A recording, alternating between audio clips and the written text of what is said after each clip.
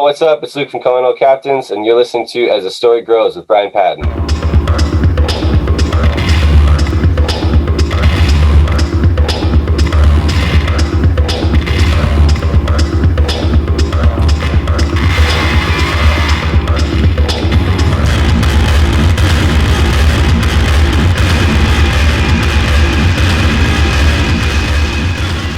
Welcome to the next chapter of As the Story Grows. I'm Brian Patton. This week, we welcome Calling All Captains frontman Luc Gauthier to the podcast. Calling All Captains released Slowly Getting Better late in 2021 on Equal Vision Records. It's a great blend of punk rock and post-hardcore. Luc talks about the music scene in Canada, his life as a Metis dancer, connecting with Equal Vision, and Slowly Getting Better. I listened to Slowly Getting Better before Luc and I chatted, and spent some time revisiting the record this week, and it's definitely an album worth checking out. A link will be in the show notes. Enjoy this week's chat with Luc Gauthier from Calling All Captains.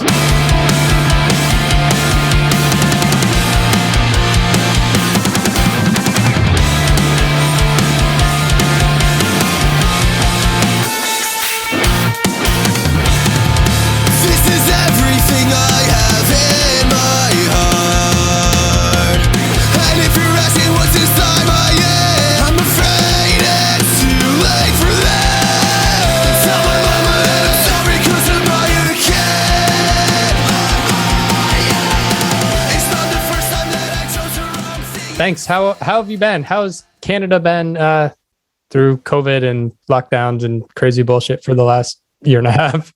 I gotta say, it's been pretty wild, especially where we live in Alberta. We had our premier kind of put out this whole campaign for summer called #OpenForSummer, and then COVID cases rose, big surprise. Yeah. And so it kind of pushed all of our plans back for even having a show. So we kind of we had the release plan for the record around the 29th, and it was out last Friday. So we decided to have like just a week in between, then we're going to have our like big release show. So right now, I think just as of recently, we're allowed to have it at full capacity with everybody vaxxed or negative COVID test. Yeah. So that's a big win. It's probably going to be the only show we're playing this week. This year, man. So that's wild. Yeah, how did you guys put out the EP with Equal Vision in 2019? Did you guys have big plans for 2020, or was it always like we're going to record our full length? Or man, we always had plans. We had big plans for 2020. Like all 2019, we were touring hard. Like that whole year, we were on the road for like 6 months about. And as soon as 2020 came and rolled around, we were like, fuck. Yeah. we were all slated to go record at a completely different studio in America. Then COVID happened, borders closed, and we just gave Quinn a call, be like, Quinn, we're doing it again. He was gracious enough to come back, and like nothing grows here, the sound, it wouldn't have happened that way if it weren't for Quinn. Yeah. And especially brought that flavor up to the new record as well. We worked with the same writer we worked with for Chasing Ghosts, so that's how we got Vacant Sentiment.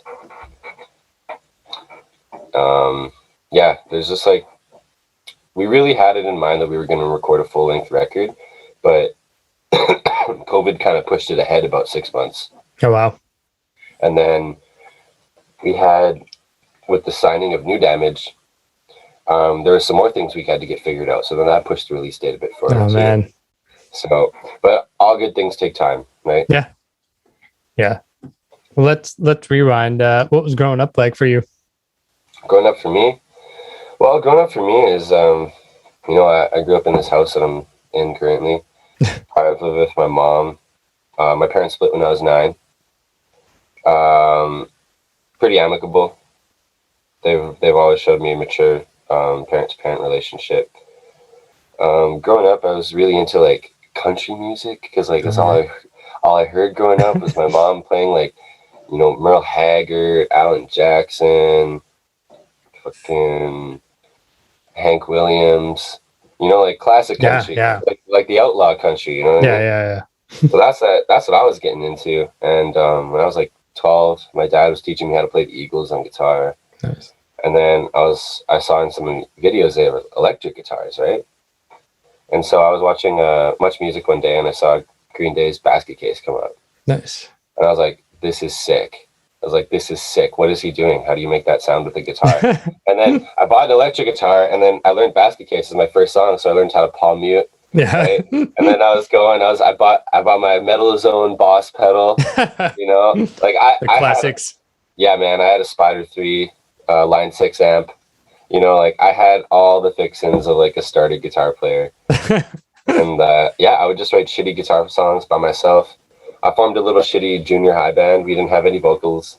We just played instruments, and we were called Poverty Stricken. Poverty Stricken. Yeah, we have no recorded music. There's no videos, but it's just basically me playing riffs.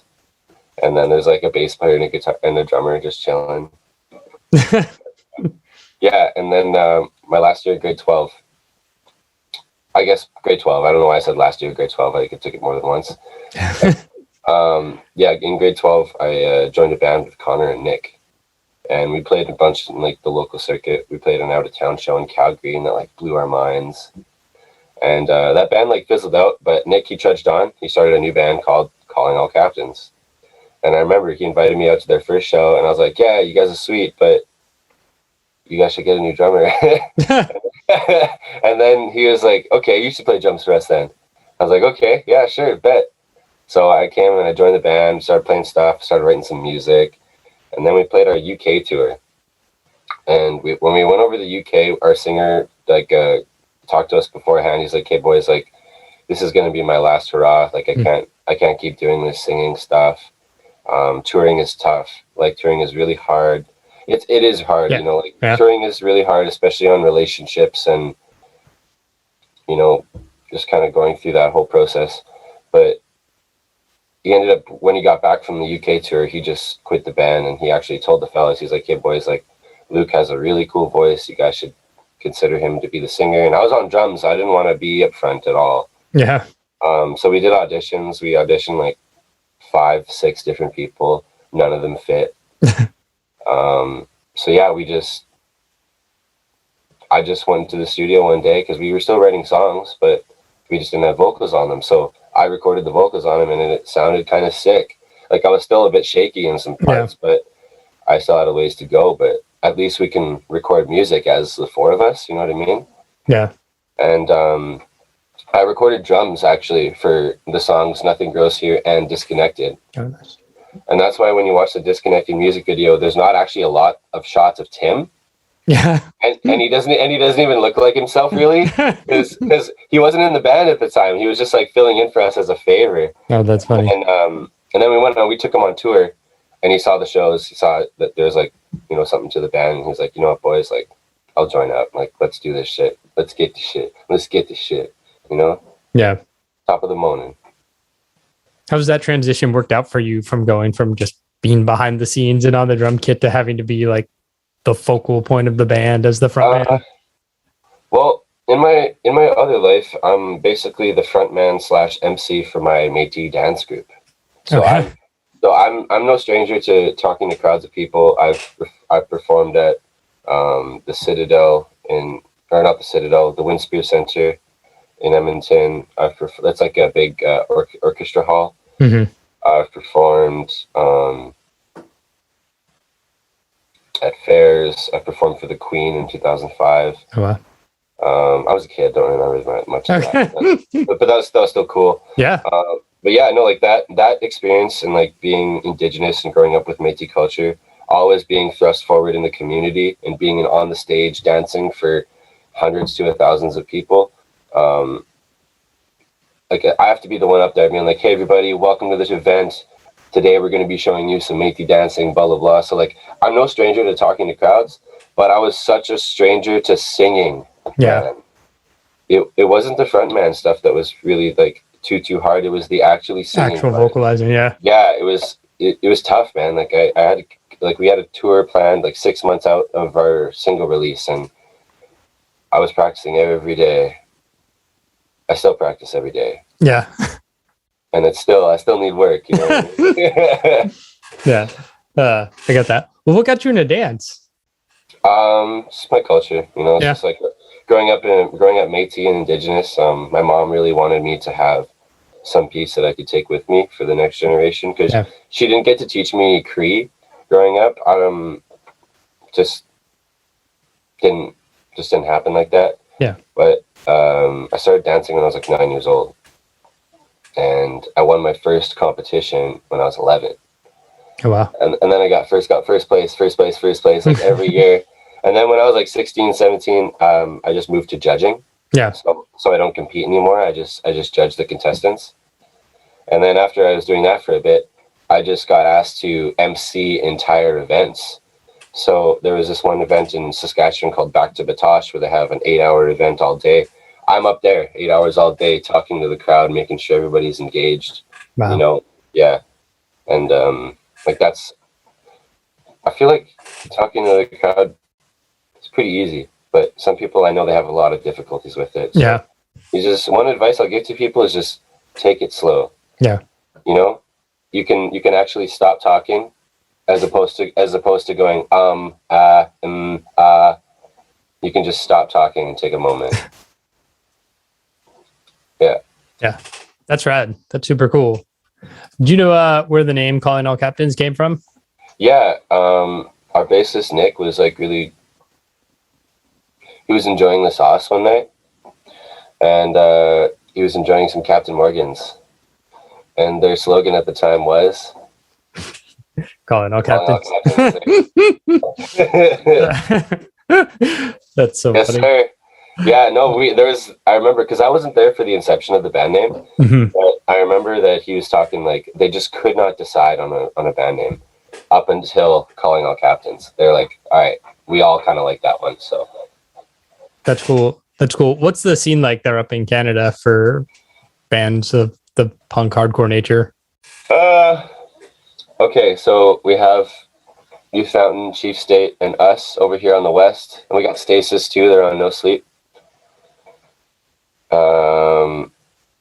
And then there's nothing in the middle, pretty much. And then you get to like Pacific, Rarity, Seaway, all over on the East Coast, right? And then, but we got like bands like Bobina Galore, Propagandy, like they all come through like the middle section of Canada. They always run through there. Yeah. Misery Signals, Comeback Kid. Misery Signals, Comeback Kid. Like, if you tour Canada, you try and tour the whole thing. Especially because, like, I'll say right now, the craziest shows we have are Edmonton, but the next craziest are Winnipeg. Yeah. I would say so. That's cool. How'd you guys get connected with Equal Vision Records? It was actually through our past manager. He had to connect, and I just hooked up a nice little showcase for us. We went to Spokane, Washington, because it was like a halfway point for both of us. We were in Spokane, and like we asked the president of Equal Vision, he wanted to come down and watch the showcase. We practiced like a 9-song set, ready to just blow. Like we were practicing like 8 hours the day before. My voice was so raw. Yeah. And we played like 2 songs, and he was like, "All right, that's good, boys." And like we're like, we got more. So we just kept playing more and more, and eventually we kind of got the hint that he was like, "Okay, that's enough, boys. Like, I've listened to enough. Like, you're good. Let's go for pizza." That's funny. Yeah. But yeah, it was a great experience. His name is Dan Shanshaw. He's our guy at Equal Vision. He's the one that kind of took a chance on us and got us connected with the team over there now. So big thankful to him. Also our past manager too. I don't want a handout, I just need a hand up. I'll hit you back with a drink from my loving cup. Don't be the next straw on my broken back. Condescend till the end. Hey, what's up with that? Hey, what's up with that? Hey, what's up with that?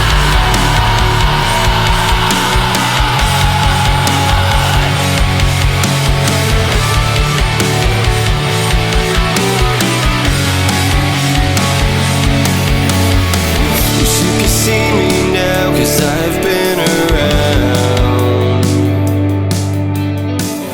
I was always Well, you just put out this new record, Slowly Getting Better. You had to change your plans for recording because of COVID. How did that affect the writing and sound of the record? We just had more time to complete the songs. Really, that's all it was. We had more time to think about them and really consider what foot we wanted to put forward. Because I remember when we were going into the writing, we only had so many songs, but by the time we were going in for the real sessions, we had more songs. Yeah. And I think one of those songs was Vacant Sentiment, that was like a product of the waiting. So good things happen. Yeah.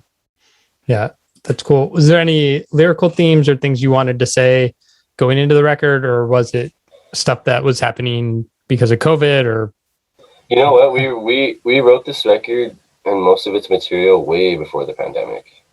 I ain't gonna lie. Like, we even named the record Slowly Getting Better before we knew about the pandemic.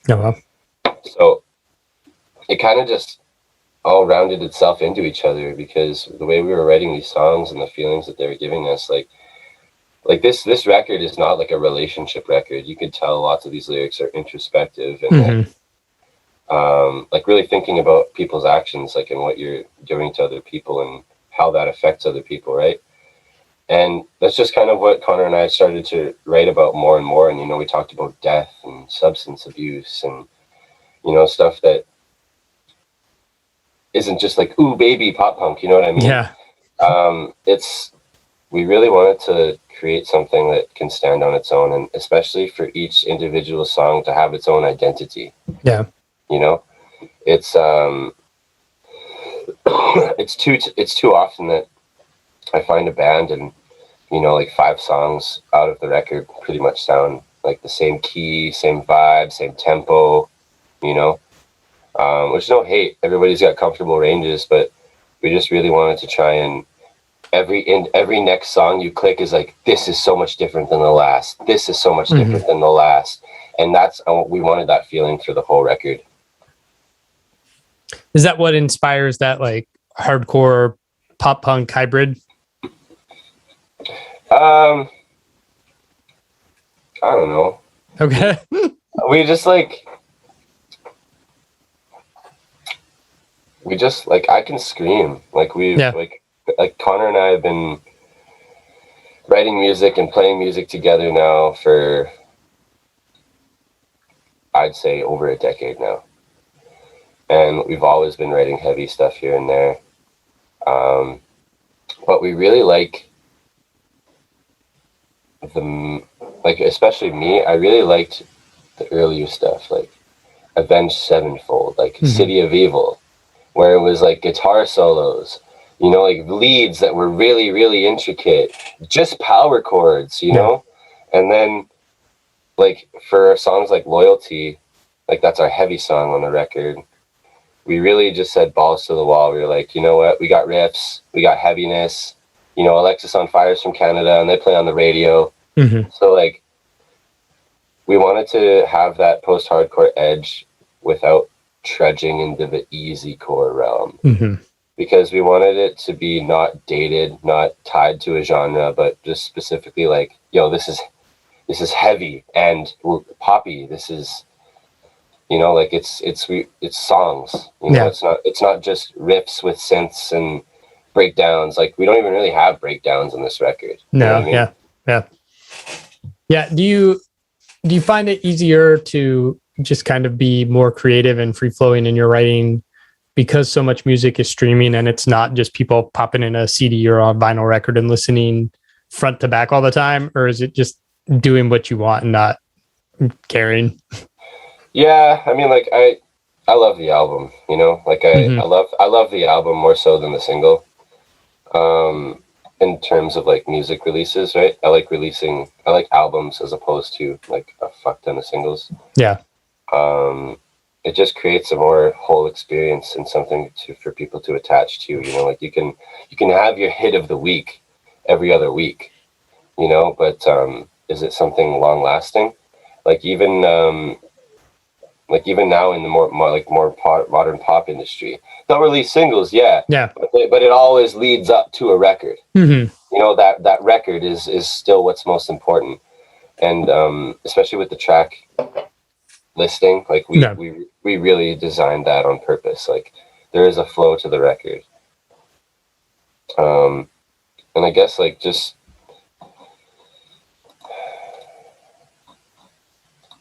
I don't know. Yeah. It's just like the creativity and allowing yourself to just write whatever comes to mind, not being like, no, that's not pop punk, or like, no, like that's too heavy. Like that's taking barriers off in your writing is really helpful. Yeah. Because there's one song on the new record called Friends and Family where we borrowed a riff from one of my songs, like one of my solo songs that I had a beat made by a fella named Splash Gang. And we took his riff, that like his loop for the song. Mm-hmm. We edited a little bit, then we give him a credit on the song, and then we created something completely new. So like influences can come from YouTube producers, your homies, riffs that your dad gave you, like all of these things can create something worthwhile. And it's when you limit your creativity or limit the things that, like if you start to get way too into your own musical integrity, you start to lose what makes your music cool and like fresh. Yeah. Like not everybody's a prodigy that can be like Prince and walk in and record songs all by yourself, or be Michael Jackson and then just be like, yeah, I thought of Billie Jean in a dream. You know what I mean? Like, no, forget it.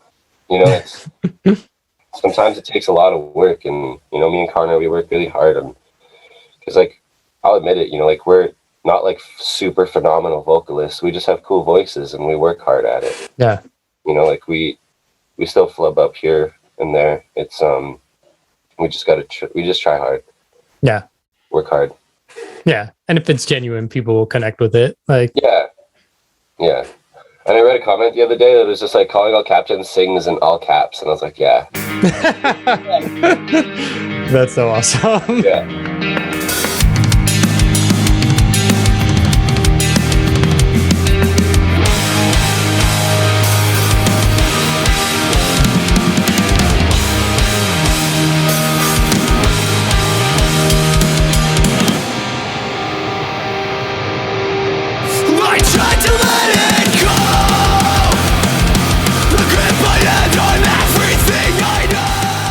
Yeah, you got the singular show or shows coming up here, but are you guys looking ahead to 2022 as like you're going to tour your asses off, or is it just like we have to wait and see and can't make any plans? Creator willing, bro. Yeah. That's the plan. That's what we want to do, but it's the way things go. We'll see what happens. I really my dream right now is to just get on the road with our boys in New Fountain. Cool. That's the dream. That'd be really cool. Also, open up for Nickelback. They rock. We like Nickelback. We're both from Alberta. Yeah. Yeah. So we're like, yes, brothers. Yeah. Why not? Make it happen. Right. Make it happen.